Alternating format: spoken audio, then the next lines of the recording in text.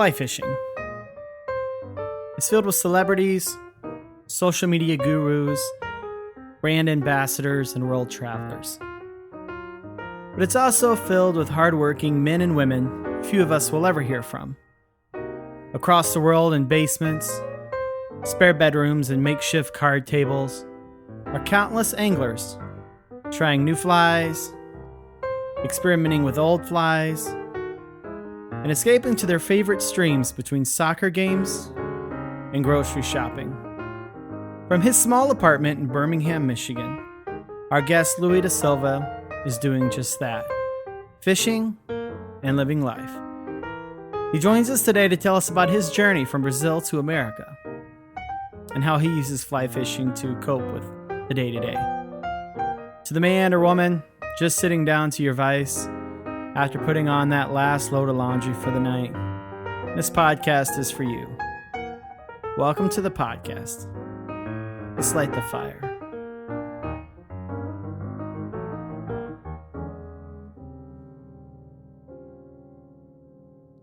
Thank you for joining us today. We have Louie on the podcast. And Louie, could you just introduce yourself a little bit and what you do?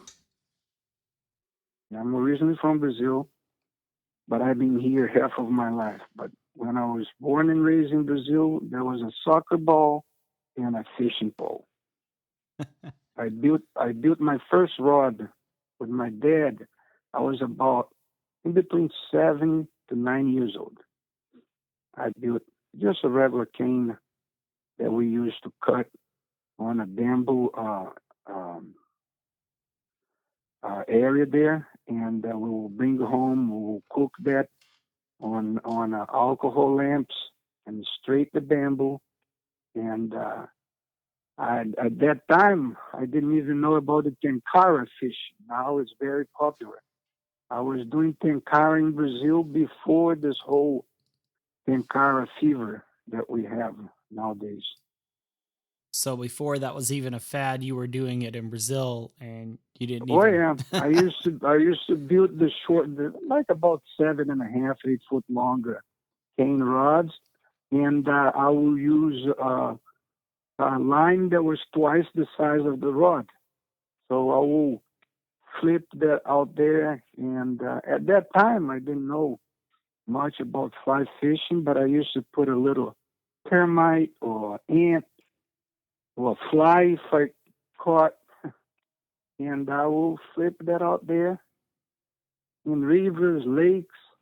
I fish a lot of lakes that they introduced the tilapia in Brazil. They brought from Japan, and they introduced on some lakes there, and I used to fish a lot with this cane rod. Wow. So the fishing, it's been like my thing from very young.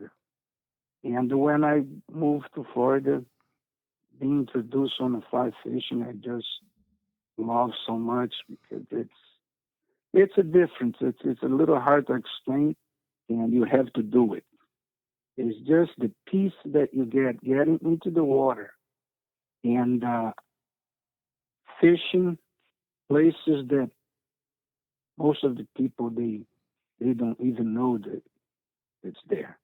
In Michigan, we are blessed in Michigan.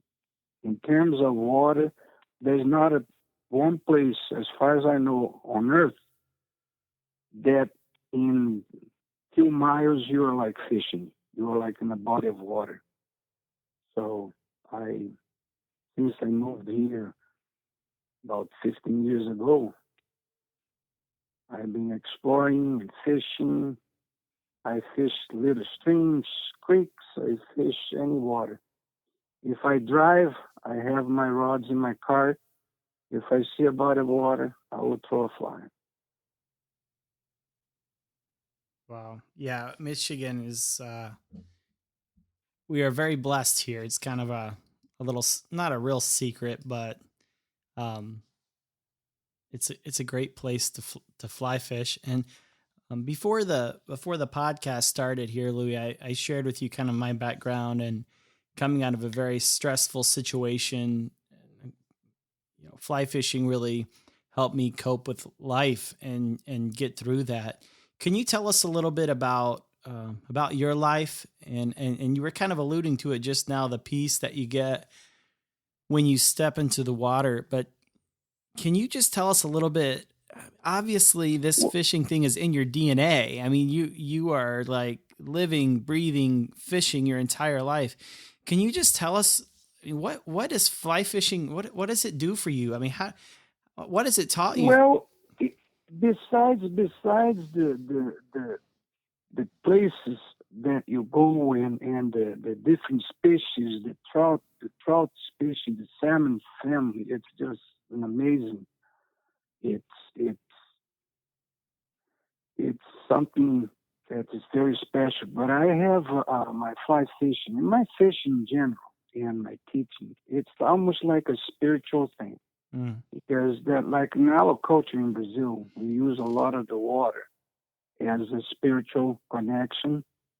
That when you are heavily like upset and the life that we live put a dent on us, so I always go to a river and the contact with the water is almost like the water washes the bad vibes downstream, mm, and that's pretty much like the fishing. I'm in a point in my life now that it's like it's very spiritual. I went through chasing big fishes. I went through specific fishing, and nowadays I just want to go fish, mm. no matter no matter what. But I see my fly fishing as a spiritual cleanser. Let's put it like that. Almost like a baptism per se. There is connections. I was born and raised Catholic. I don't go to church every Sunday, but I pray, and it is, and I tell you, when you get hooked with the fly fishing, it's like you're getting baptized in fishing, Hmm. and you're gonna do that for the rest of your life. Because I don't know anybody that starts fishing and quit. Mm, I know people that got deeper and deeper and deeper, like I did. I participate from like many fly fishing shows. I I sat with Bob Clauser and we talk about my trips in Brazil, fishing the Amazon, fishing the lakes there, the reservoirs. So it's a whole universe. Every year I participate of the Midwest Fly Fishing Show in Macomb, and it's this is it for me. It's like fly fishing also helped me a lot through my life because when things is getting very heavy, I take a break and I throw a line and I wash the bad vibes downstream. mm, mm. Is there a moment in your life that, um, like an epiphany or a time that you could remember where you were out there and what's the most challenging thing that fly fishing has really helped you um, get through? Well, as I said, it's helping me right now, and I'm not gonna lie to you. My life in Brazil wasn't easy, and when I moved to Florida, wasn't that easy either. And it's my entire life, my fishing and my fly fishing. It's been helping me go through bad times. As I said, I recently divorced, and that was a shock for me. And it's to tell you the truth is the only thing that brings me some good energy and just recharge me to keep going. Mm, It's like that project. Um, the healing waters, and Yeah, yeah. I volunteer for that too. So we help the the people that comes back from wars and all that to recover, help them, and it's amazing what the fly fishing can do for you. And just fishing. You know what I mean? I tell sometimes people approach me, do you do any other fishing? I said, you know what? I like fishing. I I can cast pretty much anything that you put in my hand. My kids, when they were growing up, and they still go. There's a pond on the area that I live here. I used to get the kids in school with a little Scooby Doo pole and a little bobber, take to this little lake, chum with bread, put a little ball bread on the hook, the barb of the hook, so then they don't get hurt, and we will catch goldfish that people drop on this pond, and they populate the pond, and it's amazing. They throw the bread, you see the red around the bread. Yeah, those are some great memories. Now, how many kids do you have, Louie? I have two boys. I have two boys. I have now my older is already working. He's 16, and my younger it's turning 14 Sunday. Wow. Yeah. Well, and they've taken up the love for fishing as well, then, or? Oh yeah, they both fly fish, and but they still have the little Scooby Doo and Mickey Mouse poles in my garage. They put in there, and nowadays they go by themselves. They bike ride to this place with a little backpack, and they take the kids. So whatever, whatever I pass, whatever I have, they have too, because they also been teaching the other kids. Mm.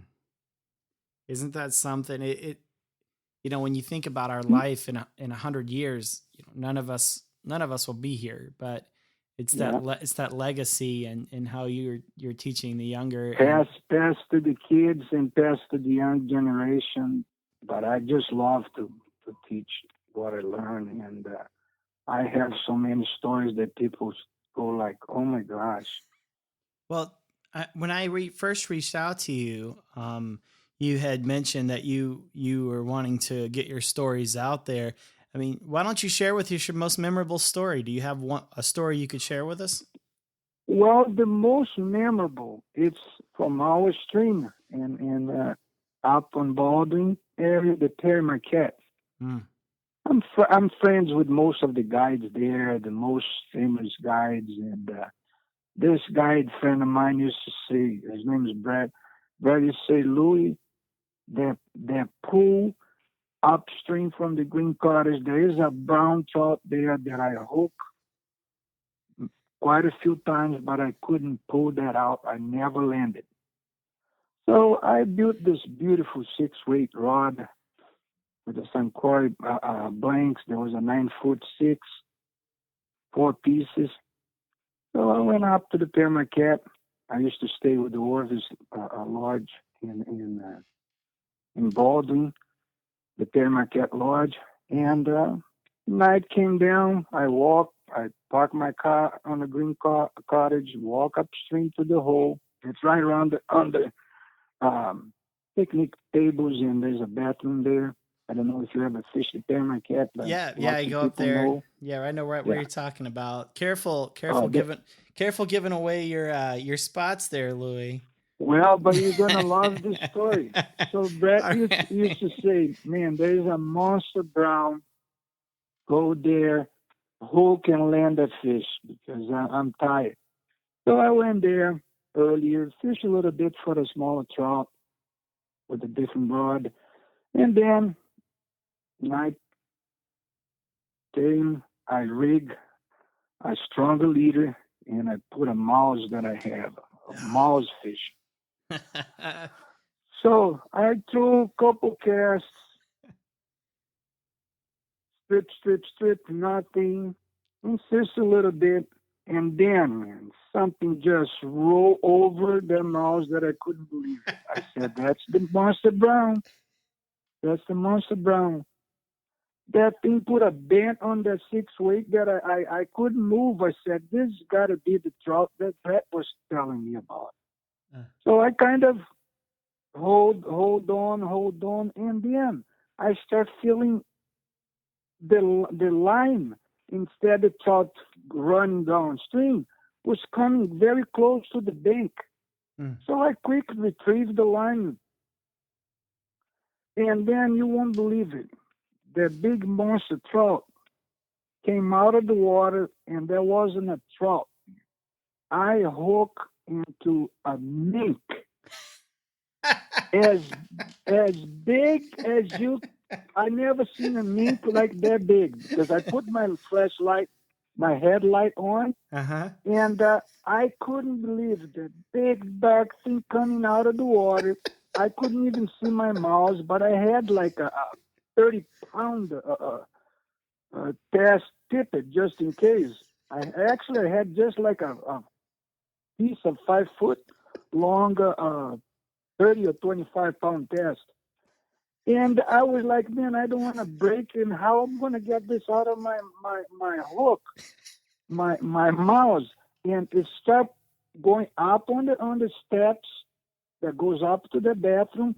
And I was tugging, and I even got a piece of a stick. I said, listen, I'm going to try to get that loose or even protect myself because this thing going to turn back to me.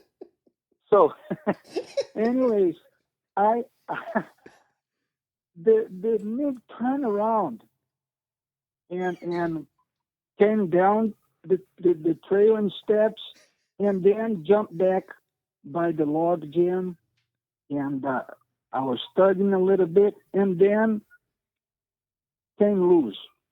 I was like, what? So I poke with the stick. I recover my mouse. What I think that happened, where that mink probably felt the vibration on the water and the mouse, and he rolled over or something and tangled Mm. because there wasn't a hook in the mouth. Wow. So I managed to, he managed to get away, and I even recovered my mouse. And then, and that was it. I was like, my God, this is something else. I had my fun. I went back to the lodge in the morning. I went to the fly shop and I told Brett was there. I was like, Brett, remember that big brown that you told me about? He was like, did you catch? Did you hook? Did you land it? I was like, kind of, but you know what? That wasn't a trout. That was a mink. And they still remember the stories there. And that was the best. It's not the big tarpon that I caught in and landed in Puerto Rico, but that was the mink that I hooked, I tangled, and kind of landed and The released. what we're all dying to ask you, I'm sure everyone listening is thinking the same thing. Did you go back and catch the monster brown? Well, I not on that hole, Uh-huh. but upstream in one of my favorite holes, I caught a over. That wasn't a monster, but when you catch a 20 plus brown at the Panama Cat, it's a trophy. Absolutely. Because the Absolutely. fish sees a lot of pressure. Mm-hmm. And in one of my other adventures, right off the Burton Lands at Asabo, Mm-hmm. downstream from Grayling, with a 4-weight rod, I hooked and I landed at 21 inches brown. Beautiful. I will Wow. send you a picture. Yeah, Was it right. like in early May or what time of year was it? You know what? That was a crazy trip that I did. That was about we are like mid-May. Yeah, a little in between. I don't have. I can check the date. But I went there with an old friend that used to fish with me, But this guy, I had to put him on a fish and let him catch the first fish, and he will be happy. Because if I caught one before him, he will be complaining the entire trip. So I put him on top of the fish, and he caught a few small, and then I gave one of my streamers, bigger streamer, and I saw this V wave going through the weeds. I said, Dave, catch right by those weeds there, and he cast and caught a nice 18 inches, and he was happy. And I walked downstream and saw two logs, made a DVD cast in between those logs, and something just hammered the fly.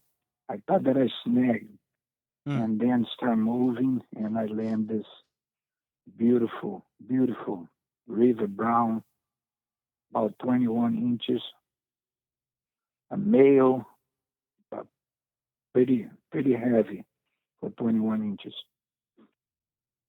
Wow. Wow. That's some great stories. So basically what you're telling all of our audiences, if they go up to the Pier Marquette, to the Green Cottage, and just go downstream a little bit, they can hook into some monster mink. Well, oh yeah, it's upstream from. It's the funny thing. Every time that I go there, pretty much every time during my fishing, it's a mink around, and I attract like animals that you won't believe it. Because most of my friends, they go, "Oh, I never seen the eagle." Every time that I go there, I see the bald eagle. I see the other eagle that they have around there, and as like the Pere Marquette, I have so many stories about that, like the manatee and the sable. So I'm glad that I can share my stories. But one thing about my fishing, Jeff, I don't have any secrets. I tell people where to go, and they catch fish. Is the sharing. I share. My brother-in-law used to say, "Louie, you tell people your secrets." I said, "Man, I don't have any secrets. I want everybody to have fun and catch. But the most important thing is get out and go fishing. Don't worry about the catching, because eventually you're going to catch. And what's the name of the game? It's fishing, right? It's not catching. Right. So just the fact that you go to a place like the Pere Marquette, Muskegon, you name every single stream in Michigan is just amazing. And I've been out west. It's beautiful. But if we have right here, let's fish what we have and then expand to different places. But our waters here in Michigan, I just wish they had more programs. Like I used to work in Pennsylvania, I volunteer for the DNR and Trout Unlimited. We revived like 5 different streams there in less than 5-7 years. Wow.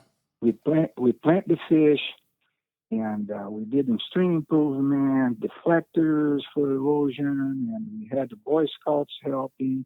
So I'm always involved with something, but I just wish Michigan had more projects like that, and more catch and release flies only areas, so everybody can have fun and catch some fish.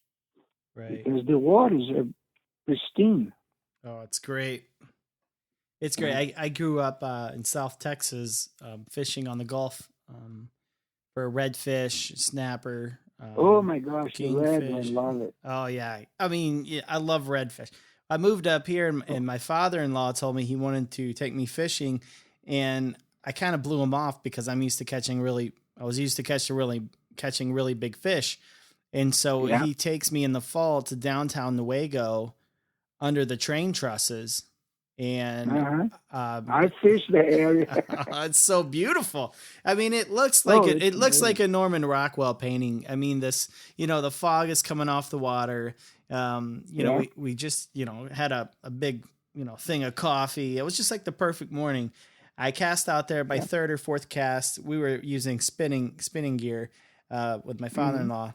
That's what he does. And I hooked into a big salmon, big king salmon. And my life was like, wow, I could really get used to river fishing in Michigan. And ever since then, like, I mean, my dad still lives down in Houston and everything, and we still like to fish, but there's nothing like hooking a salmon in the fall and then a big steel wheel in the springtime. When it's too cold to fish, I'm usually out there fishing anyway. No, you know what? This year was one of the very first year that I fished right through the head. And I caught it right here in the city. I have a little apartment in Birmingham, which is like very expensive. I didn't have anywhere to go. This guy hooked me up with a little apartment, cheaper than anything else here, and I stay close to my kids because with a divorce, I had to leave my home, and I got a place close by. And in Rochester Hills, there's two streams that runs through. One is the Tinton, and the other one is the Tank Creek that connects to the Tinton, and the Tinton runs to Lake St. Clair. And they have runs of steelhead, they have walleye, they have pikes, and it's right here in the city. If I show you the pictures that steelhead that I catch there, you won't believe it. It's like same size of the fish that I used to catch on Muskegon and Paramacat. So unbelievable. Nowadays that I'm laying low a little bit, and I don't have the same cash to make my trips, I fish locally, and I tell you, it's just amazing. The fish that I catch right here in the city. And it's like living in Grand Rapids. Mm-hmm. Yeah, we have the Grand River right downtown. Yeah. It's great fishing there. And the upper area of the Grand River is pretty good too. Mm-hmm. Yeah. And you'll be impressed with the fish on the Rogue. I caught a steelhead at the Rogue that I was fishing for trout. And I had a steelhead smashing one of my good old soft hackles. Wow. And I couldn't believe it because I had a 3-4 weight rod. Wow. I didn't land it, but I had the fish fighting hard. Mm-hmm. And, I slack a little bit. I don't carry nets. It's funny. Every time that I carry a net, my fishing is not as good as without the net. Wow. So I don't carry, and, I'm getting older, leaving things by the bank and then having to come back and not find. Like in November.